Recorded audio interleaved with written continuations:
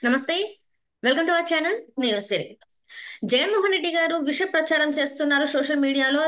అతనికి అదే బలం అని చెప్పేసి లోకేష్ గారికి ఇంకా చంద్రబాబు నాయుడు గారికి అయితే వార్నింగ్ ఇస్తున్నారు ఏబిఎన్ ఆంధ్రజ్యోతి ఆర్కే గారు.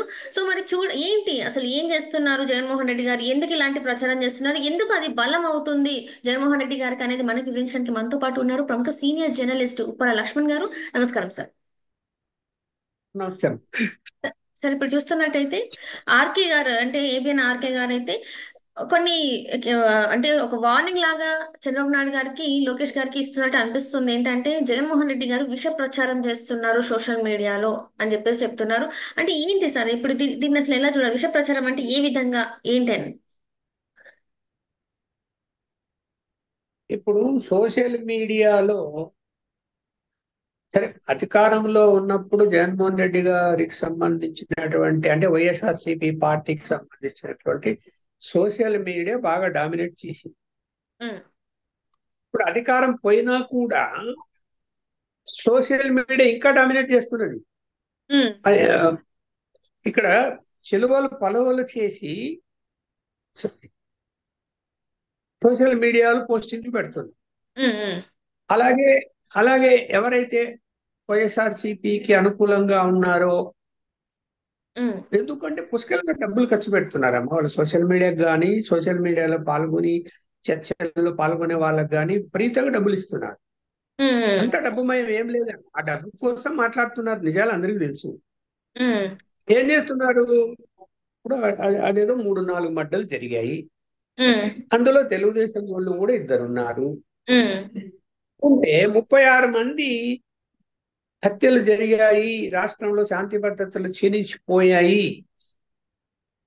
ఇక్కడ ఇక్కడ రాష్ట్రపతి పాలన పెట్టాలని ఢిల్లీ వెళ్ళి ధర్నా చేశాడు. సరే అంతటితో అవును. ఊరుకున్నారా? అది ఎవరు నమ్మలేదు. ఉమ్, ఇప్పుడు రోజు అవే వస్తున్నాయి కదా సోషల్ మీడియాలో. ఏం చేస్తున్నారు? శాంతి భద్రత లేవు, ఇక్కడ ఎదుగో మళ్ళీ ఒక మర్డర్ జరిగింది, మళ్ళా గొడవలు జరిగిపోయాయి, ఉమ్, ఈ జరిగిపోయాయి, ఈ ఈ ప్రభుత్వం ఫెయిల్ అయిపోయింది, ఈ ప్రభుత్వం అనుకునే చూడండి డబ్బు ఇంతవరకు డబ్బులు పంపిణీ జరగలేదు, ఆ, మహిళలకు ఇస్తామనేది ఇవ్వలేదు, అలాగే నిరుద్యోగులకు ఇస్తామనేది ఇవ్వలేదు.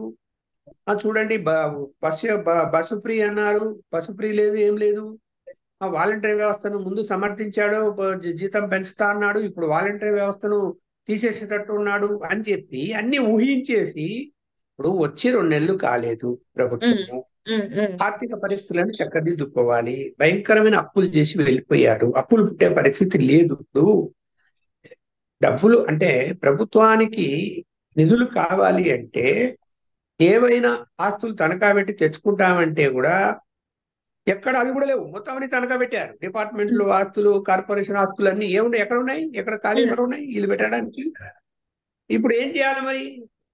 సో ఆర్థిక వ్యవస్థను గాడిలో పెట్టుకోవాలి అంటే కనీసం 6 నెలలు సమయం పడుతుంది అన్నప్పుడు ప్రజలకు చెప్తున్నాడు చంద్రబాబు నాయుడు గారు, ఇదిగో పరిస్థితి ఇలా ఉంది, ఇలా ఇచ్చారు మాకు, మేము మీకు మాట ఇచ్చాము, చేయడానికి సమయం పడుతుంది, మీరు అర్థం చేసుకోవాలని జనాన్ని చెప్పుకుంటున్నాడా లేదా?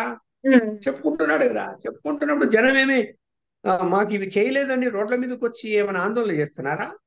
అర్థం ఉమ్, చేసుకుంటున్నారు కదా జనం.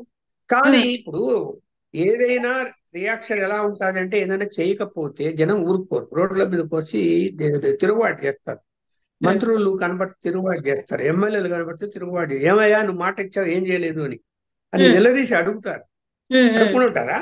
అవును సార్, ఈ ఖచ్చితంగా అడుగుతారు. అట్లాంటి ఏమైనా ఉద్యమాలు జరుగుతున్నాయా? లేదు కదా. ఎక్కడ జరుగుతుంది అంటే సోషల్ మీడియాలో. ఈ యొక్క వైఎస్ఆర్సీపీకి ఉమ్, సంబంధించినటువంటి అనుబంధ సోషల్ మీడియాలన్నీ కూడా ఏదో అయిపోతుంది, ఏదో అయిపోతుంది, చేతులు ఎత్తేసాడు చంద్రబాబు నాయుడు గారు, ఏమి చేయలేకపోతున్నాడు, ఏమి చెయ్యడు అని అబద్ధాలు చెప్పాడు అనేది రోజు సోషల్ మీడియాలో డామినేటింగ్ గా వస్తుంటే, ఉమ్, మరి నేనైతే ఖచ్చితంగా తెలుగుదేశం పార్టీ ఇందులో వెనకబడిపోయింది. ఉమ్, దేనికి దానికి కౌంటర్ ఇచ్చుకుంటూ మళ్ళీ సోషల్ మీడియాలో ఫ్యాక్ట్ ఏందో చెప్పగలిగితే జనం అర్థం చేసుకుంటారు. లేకపోతే ఉమ్, కొంతకాలం పోయేసరికి ఏమైపోతుంది, ఏమో నిజంగానే చంద్రబాబు నాయుడు మనకు అన్యాయం చేస్తాడేమో అని ఆలోచన. ఇప్పుడు ఒక రోజు చూస్తారు, 2 రోజు చూస్తారు, రోజు అదే వస్తుంటే నమ్మే వాళ్ళు కూడా ఉంటారు కదా. ఉమ్. దాన్ని కౌంటర్ చేయాలి కదా. అదే సార్ ఇప్పుడు చూస్తుంటే చేయడం లేదు కొంతమంది వీళ్ళు. ఉమ్. అట్లనే ఇప్పుడు రాష్ట్రానికి పెట్టుబడులు పెట్టడానికి ఇప్పుడు ఎగ్జాంపుల్ చూసుకుంటే మనకి రాష్ట్రంలో యూట్యూబ్ అకాడమీ పెట్టాలని చెప్పేసి ఒక ప్రతిపాదన పెడితే అక్కడ వాళ్ళు కూడా సానుకూలంగా స్పందిస్తే వాళ్ళకు కూడా మెయిల్స్ పెట్టి మీరు ఇక్కడికి రావద్దు, ఇక్కడ ఇలా ఉన్నది, శాంతి భద్రతలు సరిగ్గా లేవు, ఇక్కడ క్లైమేట్ కండిషన్స్ సరిగ్గా ఉండవు అని చెప్పేసి మీరు ఇక్కడికి రావద్దు, మీరు ఇక్కడ పెట్టుబడులు పెడితే మీరు నష్టపోతారని చెప్పేసి మెయిల్స్ ద్వారా పంపించడం అది ఎంతవరకు కరెక్ట్ అంటారు? అంటే రాష్ట్రం అభివృద్ధి వైపు అడుగులేస్తుంటే వీళ్ళు అదే ఎందుకు అదే ఇప్పుడు దాన్ని అడ్డుకోవాలనుకుంటున్నారు? కరెక్ట్. చూడమ్మా, వాళ్ళకి వైఎస్ఆర్సీపీ ప్రత్యేకించి జగన్మోహన్ రెడ్డి గారికి రాష్ట్రం అభివృద్ధి జరగాలని ఏ పొద్దున్న కోరుకున్నాడా? ఆయన ఉమ్. ఏం ఆలోచించిండు? జనానికి బట్టలు ఉంటే డబ్బులు వేస్తే ఉమ్. మేము డబ్బులు ఇచ్చాం కదా, మా ఓటు ఏంటంటే భయపడి ఓటేస్తారేమో, గెలిచిపోదాము అనుకున్నాడు తప్ప అదే. ఉమ్. రాష్ట్రాన్ని అభివృద్ధి చేసి నేను ఈ అభివృద్ధి చేశాను, నాకు ఓటు ఏంటి అని అడుగుదామని అనుకున్నాడా? లేదు కదా. ఏం చేసింది చెప్పండి. ఉమ్. ఇప్పుడు అమరావతి అయిపోయింది, ఉమ్. పోలవరం పక్కన పడేసిరి, ఉమ్. మూడు వెనకబడిన ప్రాంతాలు అభివృద్ధి ఏం జరగలేదు. రైట్. రాయలసీమ ఉక్కు ఫ్యాక్టరీ శంకుస్థాపన చేశాడు, పక్కన పడేసిండు. ఉమ్. ఆ, రాయలసీమ ఎత్తి ప్రాజెక్టు నిర్మాణం చేపట్టాలనుకున్నాడు, అది ట్రిబ్యునల్ దగ్గరికి కేసు వెళ్ళి అది ఆగిపోయింది. ఉమ్. ఏది కూడా అంటే రాయలసీమ ప్రాంతానికి కూడా న్యాయం, ఆయన రాయలసీమ వాసేయి కూడా ఆ ప్రాంతానికి కూడా ఏం న్యాయం చేయలేకపోయాడు. ఉమ్. అన్ని అప్పులు, కాంట్రాక్టర్లందరికీ గ్రామీణ స్థాయి నుంచి అంటే చిన్న చిన్న వర్కులు చేసిన దగ్గర నుంచి పెద్ద వర్కులు చేసిన వాళ్ళ కాంట్రాక్టర్లందరూ కూడా ఈ రోజు వాళ్ళకి డబ్బులు చెల్లించక లబోదీమో అని కొట్టుకుంటున్నారు. ఉమ్. చిన్న చిన్న పనులు చేసిన వాళ్ళకి కూడా డబ్బులు ఇవ్వలేని పరిస్థితి వచ్చింది, తీసుకొచ్చి అక్కడ పెట్టేసి పోయాడు.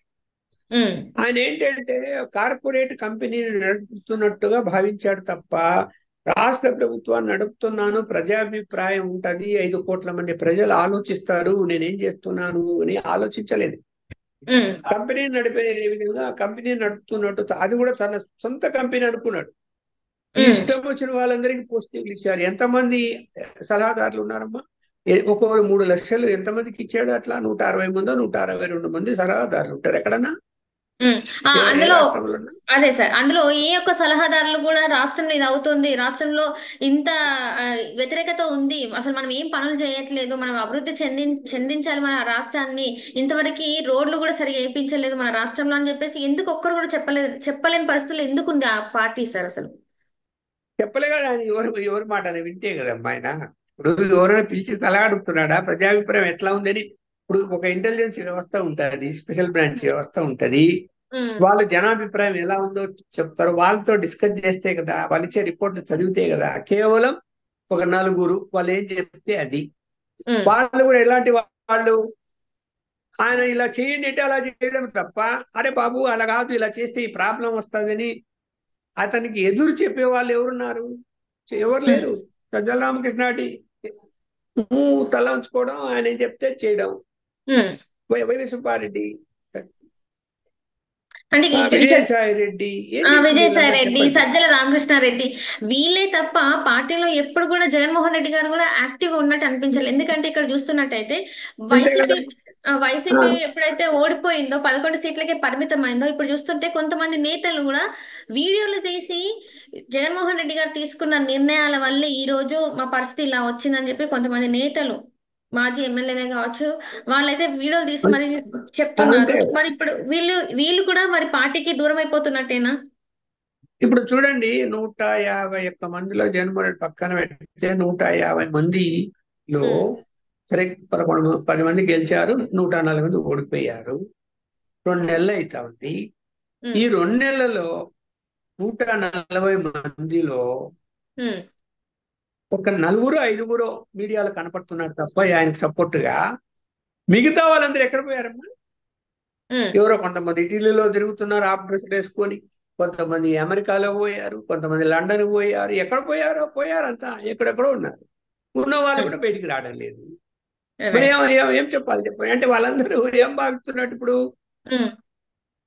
ఎక్కడ వాళ్ళందరూ చెప్పండి. మరి ఆయన ఆయన ఏదో పోరాటం చేస్తాను నేను, ఈ ప్రభుత్వంలో అవినీతి, ఆ ప్రభుత్వం ఫెయిల్ అయిపోతున్నది, ఆ రాష్ట్రపతి పాలన పెట్టాలా, లాండ్ ఆర్డర్ ప్రాబ్లం వస్తున్నాయని చెప్తూ ఉంటే ఆయన మద్దతుగా ఈ 140 మందికి మందిలో 4-5 తప్ప మిగతా వాళ్ళు ఎక్కడికి పోయారు? Right sir. రైట్ అందరు సార్. రోజు రోజుకు నేను రాజీనామా చేస్తున్నా, నేను పార్టీ మారుతున్నా, నేను వెళ్ళిపోతున్నా, నాకు రాజకీయాలు ఇంట్రెస్ట్ లేదని రోజు రోజు రోజు పోతున్నారు ఎవరో ఒకరు అవును ఇంపార్టెంట్ సార్. నాయకులు. మొన్న రైట్. డిప్యూటీ సీఎం గా చేసిన ఆయన కూడా పాయా. Right sir. గురించి ఇంకా మరి అదే సార్, ఇప్పుడు మరి వైసీపీ ఇలాంటి నిర్ణయాలు తీసుకుంటది, అసలు ఆ వైసీపీ అనే పార్టీ ఉంటుందా ఉండదా ఇంకొన్ని రోజులు అయితే మనకు తెలిసే అవకాశం ఉంది సార్. రైట్. రైట్.